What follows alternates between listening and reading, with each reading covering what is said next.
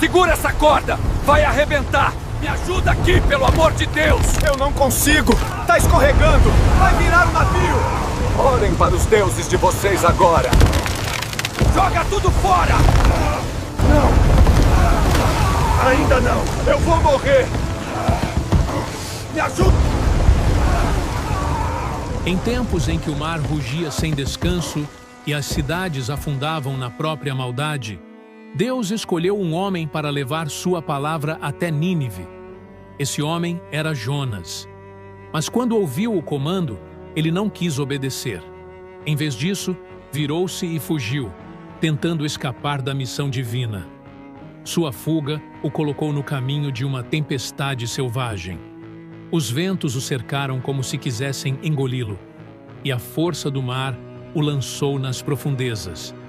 Ali, uma criatura marítima gigantesca o tomou em seu ventre. E, nesse abismo escuro, Jonas enfrentou a parte mais profunda de si mesmo. Onde estás? Desperta. Foi como se o céu sussurrasse ao coração do profeta. O sol descia sobre as colinas de Israel, dourando as pedras ainda úmidas da última chuva. Jonas, filho de Amitai, estava parado, em silêncio. Mas seu interior era tempestade. Algo o inquietava desde cedo, como se o ar estivesse carregado por uma presença que ele conhecia bem. Ele não queria ouvir, não queria sentir. Mas quando a voz do Altíssimo fala, até o silêncio se curva. E então ela veio, firme como lâmina, e doce como ferida que não sangra. Levanta-te, vai a Nínive, aquela grande cidade, e clama contra ela. As palavras soaram dentro dele como um trovão que ninguém mais ouviu. Nínive, a cidade que fazia reis tremerem.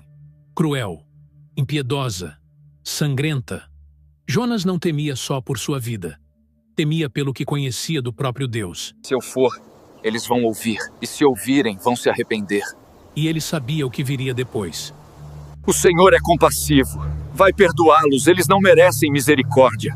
Jonas se virou, e em silêncio decidiu fugir do rosto do Senhor. Com passos apressados, desceu até o porto de Jope, onde os navios balançavam sobre o sal.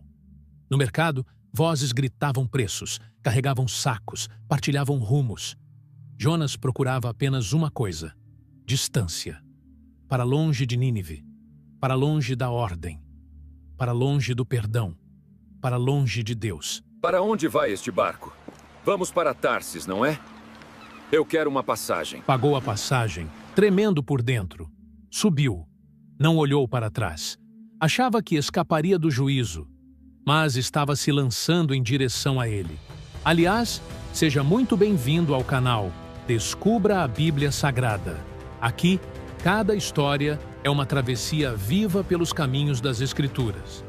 Se deseja seguir conosco nesta jornada de fé, inscreva-se agora e ative as notificações. Estamos desvendando os segredos da Palavra de Deus com alma, profundidade e reverência. Hoje, você vai conhecer a trajetória de Jonas como nunca antes, o profeta que tentou fugir da voz do Senhor, mas foi alcançado por sua misericórdia mesmo nas profundezas do mar. Uma história real, marcada por fuga, confronto, arrependimento e compaixão. O vento parecia favorável. As velas inflavam, o porto ficava pequeno à distância, e Jonas respirava como quem acredita ter vencido. Agora está feito. Estou longe. Mas a paz que nasce da desobediência é apenas o silêncio antes da tormenta. O profeta se recolheu na parte mais baixa do navio. A madeira úmida, o som do mar, o balançar das águas. Por fora, ele parecia calmo, mas dentro dele ainda ecoava a voz. Vai a Nínive.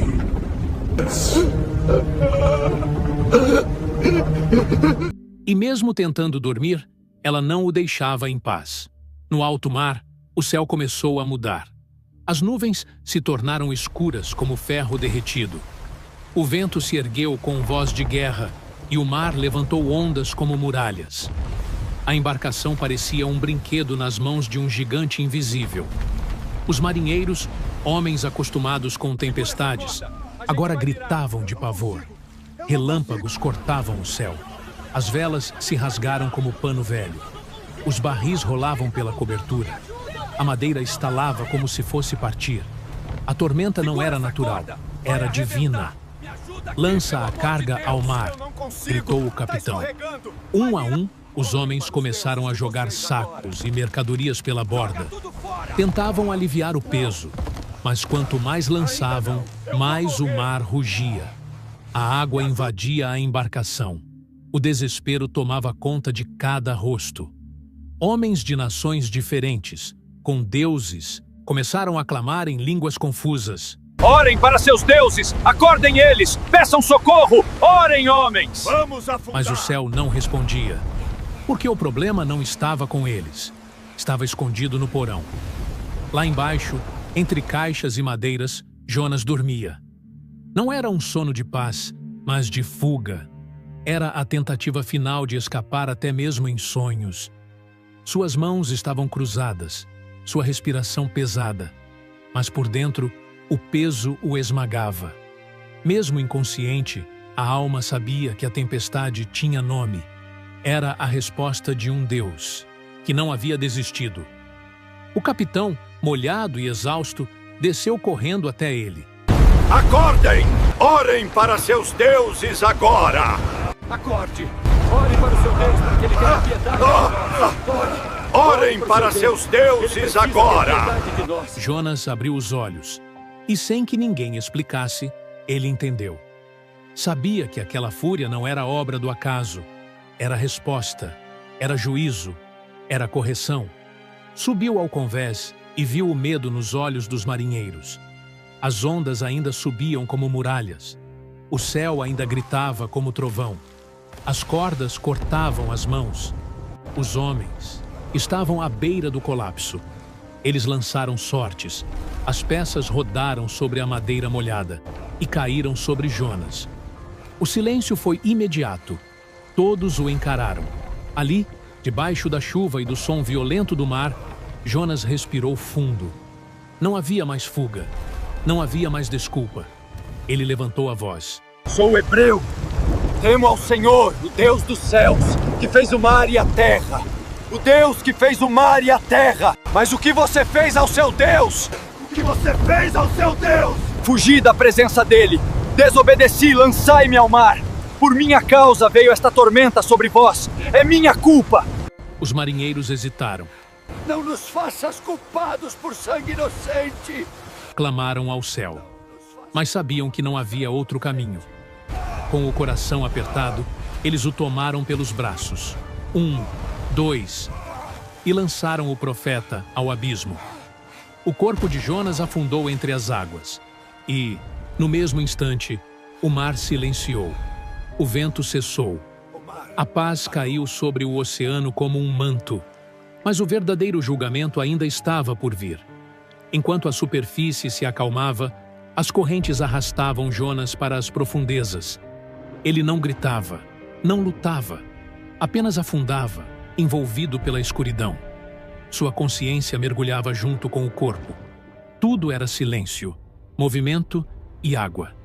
E quando pensou que morreria, viu uma sombra, enorme, viva, um monstro do abismo. A criatura abriu a boca e o envolveu inteiro, arrastado para dentro de um ser preparado pelo próprio Deus. Ali, o julgamento se tornou prisão, mas também misericórdia. No ventre da criatura, tudo pulsava. Carne, umidade, cheiro ácido, calor sufocante. As paredes vivas se moviam ao redor dele como uma prisão orgânica. A cada movimento do monstro, Jonas era lançado contra os cantos, esmagado por ondas internas. Ele não via, mas sentia. Não ouvia, mas compreendia. Ainda estava vivo. Mas não era vida plena, tampouco morte. Era o lugar onde Deus segura o homem entre o castigo e a restauração.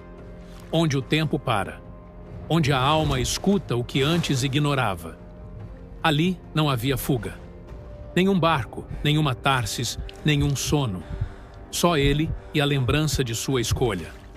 A mente corria, tentando escapar, mas a alma se curvava. Jonas, o profeta que ousara fugir do chamado, agora estava curvado em silêncio, como nunca estivera. Ele não gritou, não acusou. Apenas respirou a dor do próprio orgulho. Então, no meio do silêncio, surgiu um som, mais forte que a carne. Uma oração que nascia do fundo de sua alma. Do ventre do Seol clamei, e tu me ouviste. As palavras não eram ditas com força, mas com verdade. Ele lembrava das águas cobrindo sua cabeça, das algas se enroscando como grilhões, das montanhas submersas que pareciam sua sepultura. Mesmo afastado da tua presença, eu ainda voltarei meus olhos ao teu santo templo. O que era lamento virou confissão. O que era desespero tornou-se súplica. E a súplica, quebrantamento. Durante 3 dias e 3 noites, Jonas viveu ali. O monstro do mar não era mais ameaça, era casulo. O Senhor o sustentava no ventre de um peixe como quem segura um vaso rachado, esperando a hora certa de restaurar. Ele não pedia mais livramento, pedia perdão. Não exigia explicações, pedia misericórdia. O profeta, que um dia julgou uma cidade inteira, agora julgava o próprio coração. E, enfim, compreendia o que era graça. Aos que seguem vaidades vãs, abandonam a misericórdia. Jonas confessava, e enquanto suas palavras subiam, o ventre do peixe parecia se tornar altar. O silêncio agora era santo. A dor agora era instrumento. A solidão agora era caminho. Ele sabia. Havia fugido da presença de Deus, mas nem no fundo do mar conseguiu se esconder. E foi ali, entre os sulcos do abismo, que sua oração alcançou o céu. Mas eu te oferecerei meu sacrifício com gratidão. O que prometi, eu cumprirei. A salvação vem do Senhor. Era mais que uma frase. Era uma rendição. Jonas não sabia o que aconteceria. Não sabia se sairia dali. Mas entregava-se, não mais para fugir, não mais para discutir, apenas para obedecer. As paredes vivas estremeceram. O peixe se agitou. O Criador havia escutado o clamor do seu servo. Então, Deus falou ao peixe. Nenhum relâmpago, nenhum trovão. Apenas uma ordem, clara, direta, divina. E o grande monstro, que por dias guardara o profeta, agora o levaria de volta à luz. Com um último impulso, nadou em direção à superfície. As águas começaram a mudar de cor. A luz penetrou novamente entre as ondas. E, de repente, com um gesto violento, o peixe abriu a boca e vomitou Jonas em terra firme. O corpo caiu na areia molhada, como um fardo lançado do céu. Sujo, exausto, coberto de restos do abismo. Mas vivo, respirando, restaurado. Jonas levou a mão ao peito, sentindo o coração bater com força. Tocou o rosto, sentiu a areia, abriu os olhos. O céu azul brilhava sobre ele. O mesmo céu de onde um dia fugira. O mesmo céu que agora o cobria de graça. Ainda estou aqui, pensou. Não havia anjos, nem multidões, nem vozes do alto. Apenas o som do vento. A brisa que soprava sobre ele não era mais tempestade. Era abraço. A terra firme não era só chão. Era novo começo. Jonas se levantou. Não era mais o mesmo homem que desceu a Jope. Algo nele havia morrido no ventre do peixe. Algo novo surgia. Ele não sabia o que viria a seguir, mas sabia que o Deus que fala no mar também restaura na praia. A areia ainda grudava em sua pele, quando Jonas ouviu, pela segunda vez, a voz que um dia tentou calar. Levanta-te, vai à grande cidade de Nínive, caminha por ela e proclama tudo o que eu te ordenar. Diz ao povo, ainda 40 dias, e Nínive será destruída. Era o mesmo chamado, mas Jonas já não era o mesmo homem. Marcado pelas águas, pelo arrependimento e pela graça, ele se ergueu sem discutir. Seus pés pisaram a areia com convicção. Ele agora conhecia o peso da desobediência. A jornada foi longa. Caminhou por dias, entre pedras, sol ardente e caminhos empoeirados. Cada passo ecoava a decisão que tomara dentro do peixe. Obedecer, custe o que custar. Ao longe, as muralhas de Nínive se erguiam como braços de uma besta adormecida. Portas de bronze, torres altíssimas e um burburinho que nunca cessava. Jonas parou por um instante para observar. Aquilo era mais do que uma cidade. Era um mundo inteiro à beira do juízo. Dentro das muralhas, o caos era rotina. Homens vendendo deuses de pedra, juízes trocando justiça por moedas, ricos acumulando sangue em suas mãos, crianças esfomeadas, mulheres humilhadas, templos cheios de sacrifícios pagãos. Nínive era um império de opressão, orgulho e crueldade. E mesmo assim, Deus a havia notado. Jonas sentiu o peso da missão. Não era só uma ordem, era a misericórdia batendo à porta dos que menos mereciam. Sem medo ou hesitação, Jonas atravessou os portões da cidade. A multidão seguia sua vida, alheia ao profeta que trazia o peso do céu na voz. Ele parou no centro, ergueu os olhos e gritou: Ainda 40 dias e Nínive será destruída! Se arrependam de seus pecados! Foi como uma pedra lançada em um lago. As palavras se espalharam em ondas, repetidas em sussurros, depois em murmúrios. E por fim, explodiram como um trovão entre os becos e mercados. O povo parou. As mãos deixaram as ferramentas. Os olhos se voltaram. O espanto virou temor. Aquela mensagem carregava mais que ameaça. Era a verdade. Cada rosto expresso em silêncio, o peso da consciência despertando. E no meio da confusão, arrependimento começou a nascer. Um arrependimento que não veio de Jonas, mas da própria voz de Deus falando direto aos corações. Homens se ajoelharam, mulheres rasgaram vestes, crianças choraram. Os mercados silenciaram, os templos pagãos se esvaziaram. As ruas ficaram cheias de cinzas e orações. O povo começou a jejuar. Trocaram banquetes por clamores, ornamentos por panos de saco, risos por lágrimas. E a cidade inteira se curvou diante do Eterno.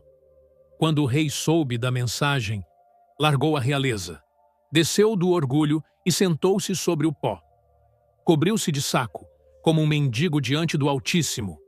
E não apenas se humilhou, mas proclamou um decreto. Homens e animais não comerão, nem beberão. Todos clamarão ao Deus de Jonas. Não havia garantia, apenas esperança. Que cada um se converta do seu mau caminho e da violência que há em suas mãos. Quem sabe Deus se arrependerá e afastará sua ira. A cidade mergulhou em silêncio e clamor. As chamas que deviam consumir foram suspensas por corações quebrantados.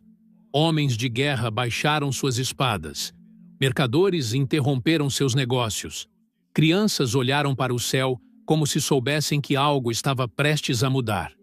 E no alto, o trono de Deus viu arrependimento sincero. Viu mudança. Viu um povo se rendendo. E o que estava escrito foi apagado. A condenação foi suspensa. O juízo foi interrompido pela compaixão. Nínive, a cidade do sangue, encontrou a graça. O mesmo Deus que usou um profeta relutante, agora usava o arrependimento como ponte entre a destruição e a vida. Jonas, de longe, observava, silencioso, chocado, porque, embora tivesse pregado o fim, assistia ao maior milagre de todos, a misericórdia vencendo o merecido juízo. E naquele dia, as cinzas se tornaram altar. Os gritos se transformaram em esperança. Não houve chamas, não houve destruição. O céu, que estava fechado, se abriu. Porque quando o homem se curva, Deus se levanta. Nínive foi salva, não por justiça, mas por arrependimento. E Jonas, mesmo contrariado e enfurecido, foi o instrumento de um plano maior. Um plano que mostra que, quando Deus fala, até o mais improvável pode ser transformado. Jonas deixou Nínive para trás. Quando Jonas percebeu que Nínive realmente não seria destruída, seu coração se fechou como uma porta pesada. A fumaça do julgamento que ele esperava não subiu, o fogo não caiu, e a cidade permaneceu de pé. Ele viu o povo chorando, jejuando, suplicando, e viu Deus aceitar o arrependimento deles. A misericórdia que salvou uma nação inteira não despertou alegria em Jonas, mas indignação. Aquilo parecia injusto aos seus olhos, e por mais que tentasse esconder, sua alma ardia em contradição. Ele conhecia a compaixão do Senhor e agora lutava contra ela. Jonas então levantou os olhos ao céu e falou com franqueza dolorosa. Ah, Senhor, eu sabia. Sua voz carregava a confissão amarga de um profeta que compreendia demais o caráter divino. Eu sabia que és misericordioso, tardio em irar-te e grande em benignidade. Ele não estava surpreso com o perdão. Estava frustrado por ele. O profeta esperava ver justiça, não livramento. E naquele momento, a bondade de Deus para com os inimigos de Israel pesava sobre ele como um fardo impossível de suportar. Sem conseguir lidar com aquele conflito interno, Jonas se afastou da cidade. Caminhou em silêncio, com passos pesados, até encontrar um ponto elevado a leste de Nínive. Ali, o vento carregava o som, distante daquela multidão viva que ele desejara ver cair em juízo. Jonas precisava se isolar. Precisava tentar entender por que a vontade de Deus parecia tão contrária ao que ele considerava certo. Sentou-se no chão quente, respirou fundo e observou a cidade que, para ele, não merecia estar de pé. Com as próprias mãos, Jonas juntou galhos secos, ramos tortos e ergueu uma cabana improvisada. A estrutura era frágil, mas oferecia uma sombra pequena contra o sol impiedoso. Ele se instalou ali, olhando Nínive à distância, esperando talvez que algo ainda acontecesse. A areia queimava como brasas e o ar tremia com o calor do deserto. Jonas sentia o desgaste da jornada, do peixe, da missão e da própria luta interna. Nada parecia fazer sentido naquele momento. Então Deus, que via a exaustão do profeta, preparou uma planta. Ela brotou durante a noite como um milagre silencioso, subindo rápido, firme, cobrindo-se de folhas largas. Ao amanhecer, Jonas notou a sombra fresca descendo como um abraço inesperado. A planta o protegeu do sol ardente, suavizou o calor e trouxe um alívio que ele não sentia desde antes da tempestade. Pela primeira vez em muitos dias, Jonas respirou paz e se alegrou profundamente por causa dela. Mas, ao nascer do dia seguinte, Deus preparou algo tão pequeno quanto invisível: um verme. Ele se aproximou da planta, roeu sua base, enfraqueceu seu caule. Quando o sol começou a subir, a planta já murchava. As folhas antes verdes pendiam, sem vida. Em poucas horas, aquela sombra que havia dado descanso desapareceu por completo. Jonas sentiu o calor golpeá-lo de novo, como se a terra queimasse ao redor de seus pés. Era como perder um consolo que havia chegado sem aviso e partido sem explicação. E como se o calor não fosse suficiente, Deus enviou um vento abrasador do Oriente. O sol queimava sem piedade, e o vento abrasador do Oriente golpeava Jonas como uma chama viva, secando-lhe a boca e a força. A planta que o cobria havia desaparecido, e a sombra que antes o aliviava agora era apenas lembrança no chão. Sentindo a cabeça arder e o corpo fraquejar, Jonas se dobrou de angústia. A dor física misturava-se ao peso de um coração confuso. Então, ele disse ao Senhor: É melhor para mim morrer do que viver! Não era afronta, era exaustão. Ali, sob o calor impiedoso, o profeta expôs a própria fragilidade diante de Deus. Então, o Senhor falou com ele e disse: Tens compaixão desta planta, pela qual nada fizeste, que numa noite nasceu e noutra pereceu? A voz divina atravessou o silêncio como uma verdade impossível de ignorar.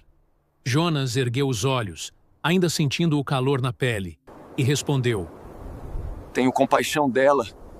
Estou irado até a morte. Suas palavras eram honestas, ainda que duras. Ele sofria pela perda de algo pequeno, mas que lhe trouxe descanso. A planta revelava o quanto seu coração se agarrava ao que o tocava de perto. E Deus o conduzia, com paciência, ao que realmente importava. E o Senhor completou: Jonas, e não hei eu de ter compaixão da grande cidade de Nínive, onde há mais de 120.000 pessoas que não sabem discernir entre a mão direita e a esquerda, e também muitos animais? A pergunta caiu sobre Jonas como luz em um quarto escuro. A cidade que ele queria ver cair era composta de vidas, frágeis, perdidas, mas amadas pelo Criador. O contraste era inevitável. Jonas chorava por uma planta, e Deus chorava por uma multidão inteira. O profeta permaneceu calado, sentindo a verdade atravessar seu peito. Ali, naquele silêncio quente, Jonas começou a compreender a grandeza da compaixão de Deus. Ali sentado diante do vento e do céu, que a compaixão de Deus era maior do que ele imaginava. O Senhor não rejeita os que se arrependem de verdade, mesmo que antes tenham vivido no erro. Aqueles homens e mulheres de Nínive, tão perdidos em seus pecados, agora caminhavam sob nova luz. E Deus os havia perdoado com a mesma misericórdia com que um dia salvara Jonas do ventre do abismo. O profeta se viu exposto. Ele, que havia fugido, fora alcançado pela graça. Agora entendia o quanto fora ingrato diante do perdão que recebera. Então Jonas se levantou e caminhou em direção à cidade. Seus pés pisavam o mesmo chão que antes ele desejava ver em ruínas. Agora, Nínive estava viva. Havia crianças correndo pelas ruas, famílias reunidas, comércios reabertos, orações sendo murmuradas com reverência. As mesmas mãos que antes erguiam ídolos, agora se uniam em adoração ao Deus verdadeiro. Jonas não ouvia gritos, nem caos, nem promessas vazias. Ele via transformação. A cidade que conhecera o terror agora respirava a esperança. Ali, olhando para aquele povo que antes queria ver destruído, Jonas finalmente entendeu o que Deus queria lhe mostrar. A cidade tinha se arrependido, e Deus respondeu com perdão, assim como fez com ele no ventre do peixe. Jonas lembrou que também fugiu, também desobedeceu, mas foi salvo. Agora ele via que o Senhor era justo em dar nova chance àqueles que mudaram de verdade. Jonas sentiu vergonha por ter desejado a morte de quem Deus queria salvar. A bondade do Senhor era maior do que seu orgulho. E ali, ele aprendeu que quem é perdoado precisa aprender a perdoar. Me perdoe, Pai. A história de Jonas não é apenas sobre um profeta e um peixe. É sobre alguém que tentou fugir do chamado de Deus. Ele achou que poderia escapar da vontade divina, mas Deus não desistiu dele. Mesmo em sua desobediência, o Senhor o alcançou com firmeza e misericórdia. A tempestade, o peixe, tudo cooperou para trazê-lo de volta. Deus não estava interessado apenas em sua missão, mas em moldar o coração do profeta. O ventre do peixe foi mais que um castigo, foi um lugar de restauração. Às vezes, Deus nos para, nos quebra, só para nos curar. Jonas queria misericórdia para si, mas justiça severa para os outros. Ele não entendia que o mesmo Deus que o salvou também queria salvar os ninivitas. A graça de Deus não faz distinção entre povos, raças ou histórias. Quem se arrepende de verdade encontra perdão. Mesmo a cidade mais cruel quando se dobra diante de Deus, pode ser restaurada. Jonas teve que aprender que o amor de Deus vai além do nosso entendimento e que não cabe a nós decidir quem merece ou não ser alcançado. A salvação é para todos que se voltam sinceramente para o Senhor. A jornada de Jonas nos confronta com uma verdade profunda. É possível conhecer a Deus e ainda resistir à sua vontade. Podemos ser usados por Ele, mesmo carregando lutas internas. Mas Deus quer mais do que ação. Ele quer transformação. Jonas precisou ser quebrado por dentro para compreender o coração de Deus. No fim, o profeta viu que obedecer é mais que cumprir ordens, é se alinhar com o caráter do Criador. Se você chegou até aqui, escreva nos comentários: Deus me ensina a obedecer. Que a história de Jonas desperte em nós arrependimento, humildade e entrega. Se a história de Jonas falou com você, inscreva-se no canal e ative as notificações. Aqui, cada narrativa bíblica é contada com verdade e reverência, para que a palavra penetre fundo em nossos corações. Deixe nos comentários o que Deus ministrou ao seu espírito. Lembre-se, a mesma misericórdia que alcançou Jonas e Nínive ainda está disponível hoje, para mim, para você, para todos que se arrependem de verdade.